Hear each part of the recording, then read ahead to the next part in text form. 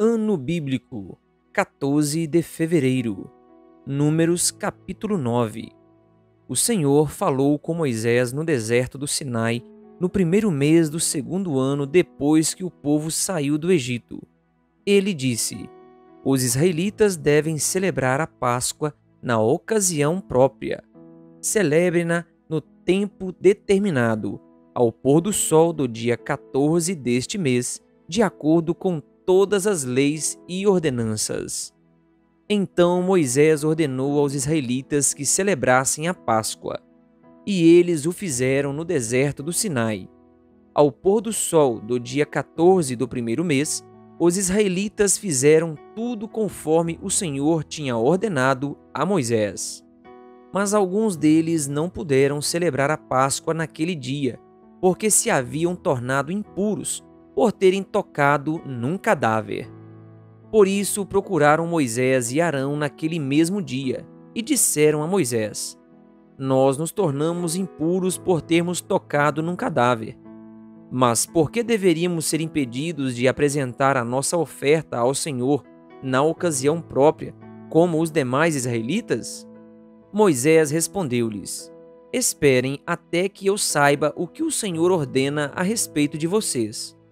Então o Senhor disse a Moisés: Diga o seguinte aos israelitas: Quando algum de vocês ou dos seus descendentes se tornar impuro por tocar algum cadáver ou estiver distante por motivo de viagem, ainda assim poderá celebrar a Páscoa do Senhor. Deverão celebrá-la no dia 14 do segundo mês, ao pôr do sol. Comerão o cordeiro com pães sem fermento e com ervas amargas. Não deixarão sobrar nada até o amanhecer, e não quebrarão nenhum osso do cordeiro.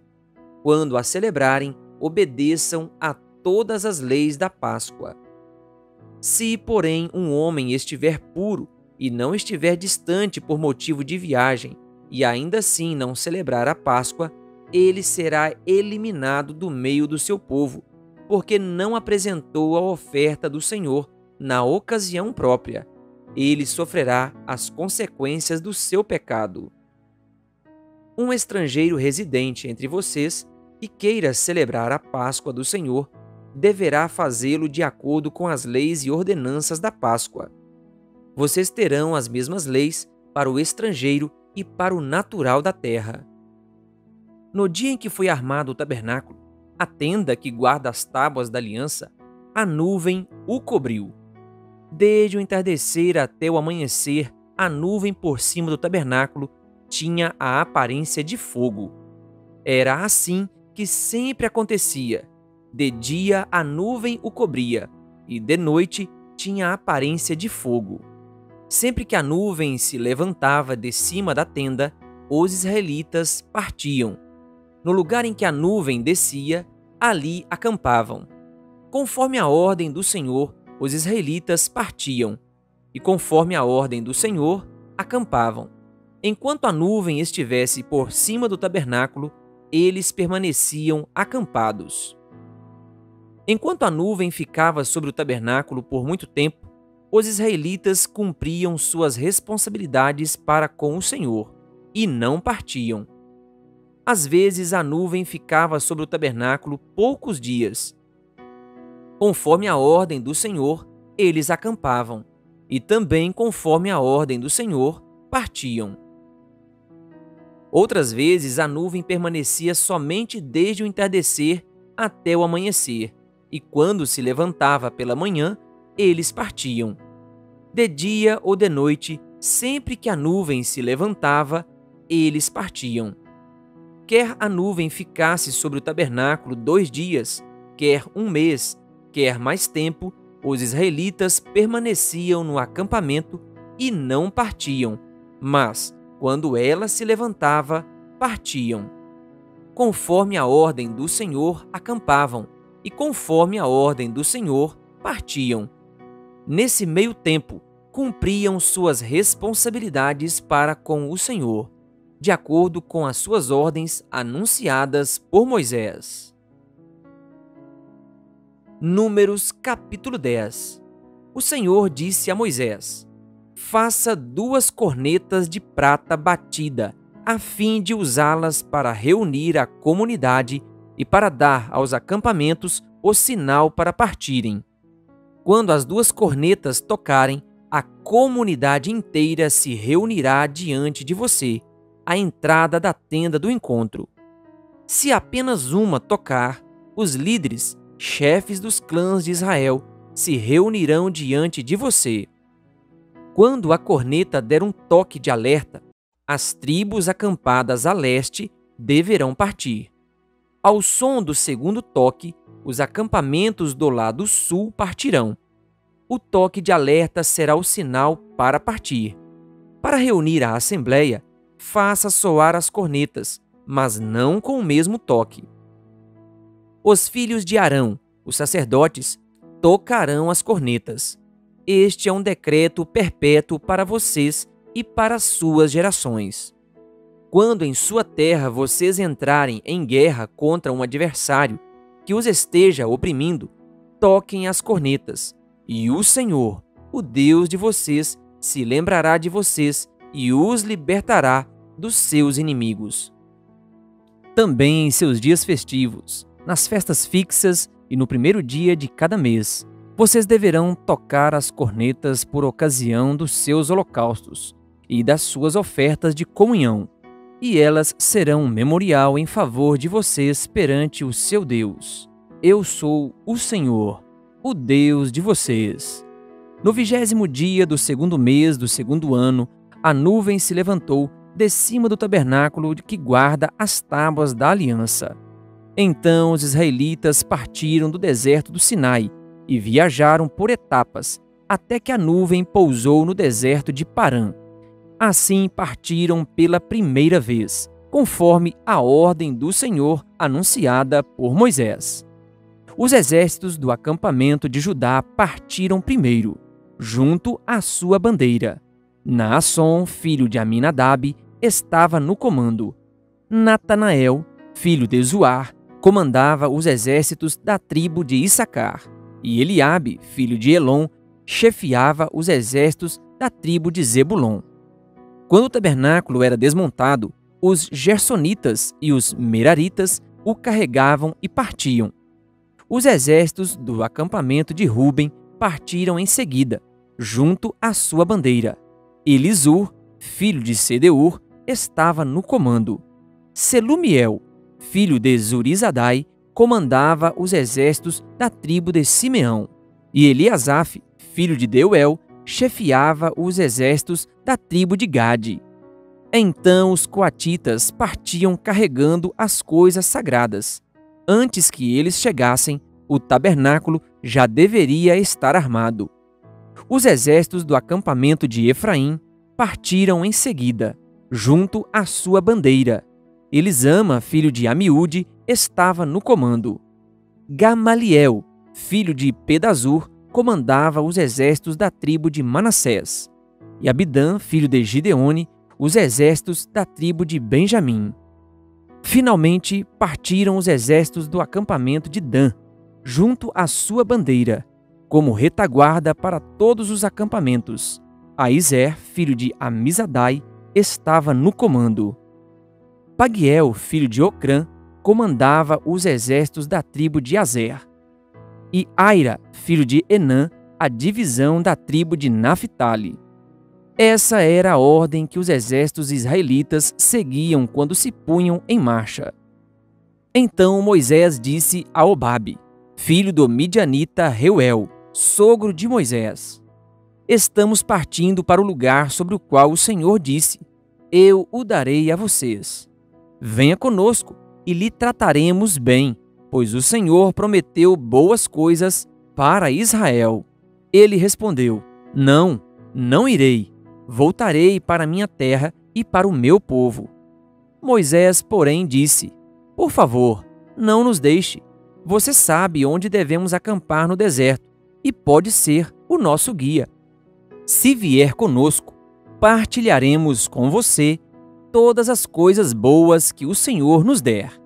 Então eles partiram do monte do Senhor e viajaram 3 dias.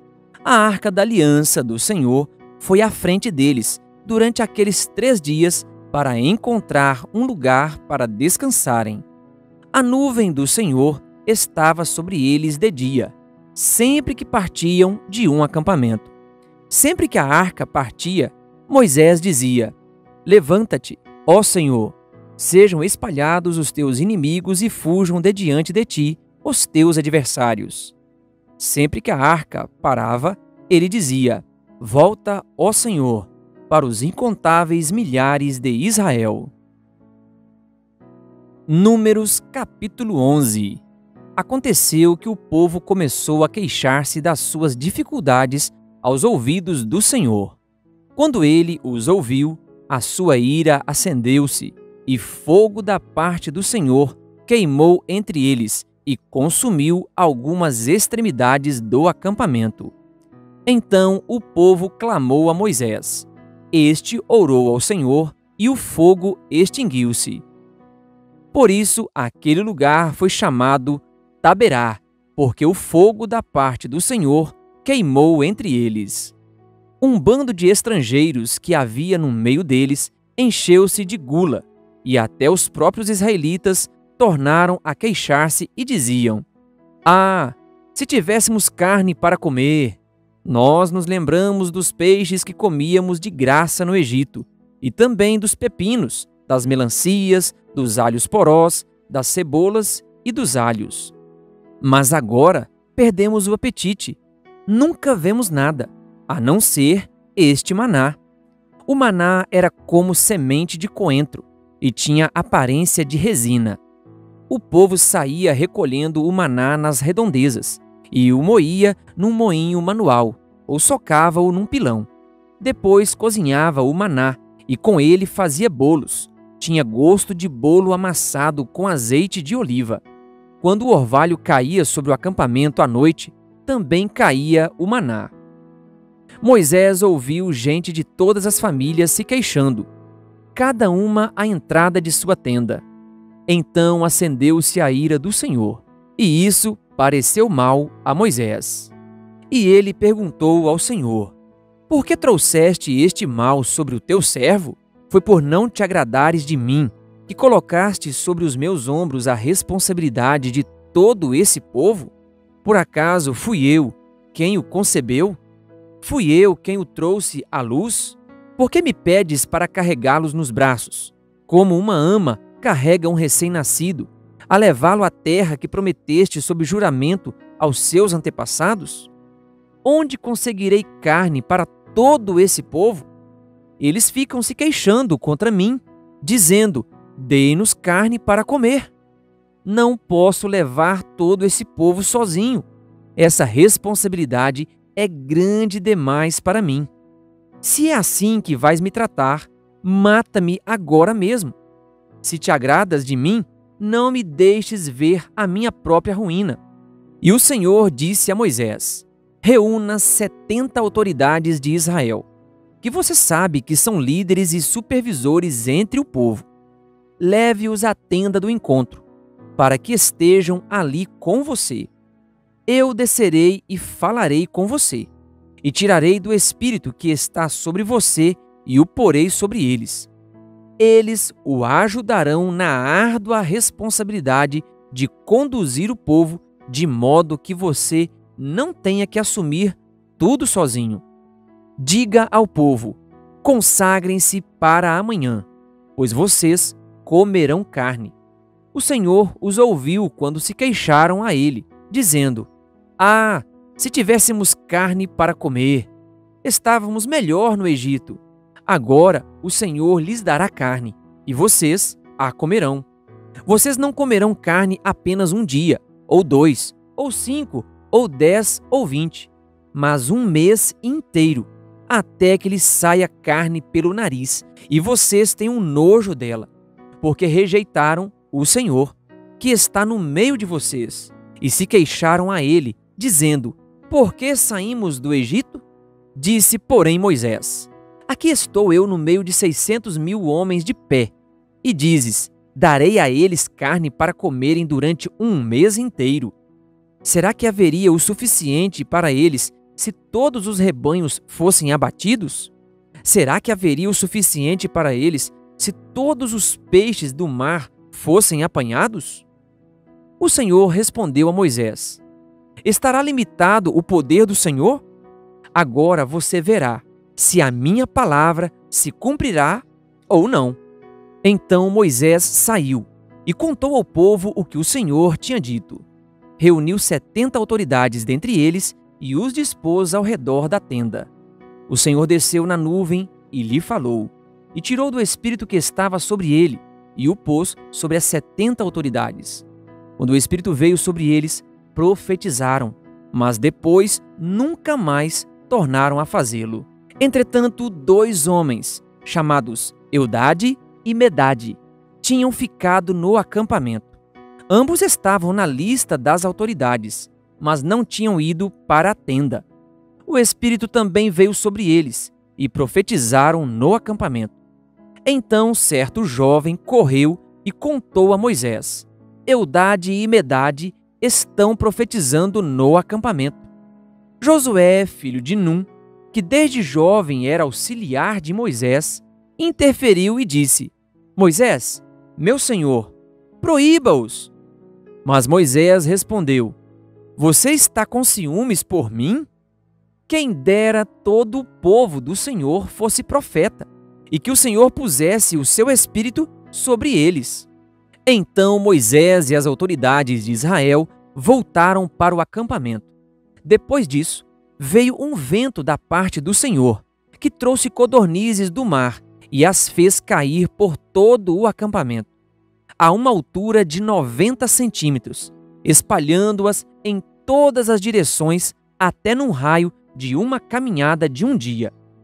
Durante todo aquele dia e aquela noite, e durante todo o dia seguinte, o povo saiu e recolheu codornizes. Ninguém recolheu menos de 10 barris. Então, eles as estenderam para secar ao redor de todo o acampamento. Mas, enquanto a carne ainda estava entre os seus dentes, e antes que a ingerissem, a ira do Senhor acendeu-se contra o povo, e ele o feriu com uma praga terrível. Por isso, o lugar foi chamado Quibrote Hatavá, porque ali foram enterrados os que tinham sido dominados pela gula. De Quibrote Hatavá, o povo partiu para Hazerote, e lá ficou. Querido ouvinte, que Deus lhe abençoe. Se você ainda não é inscrito no canal O Bom da Bíblia no YouTube, se inscreva e ative o sininho das notificações. Canal O Bom da Bíblia, compartilhando a Palavra de Deus.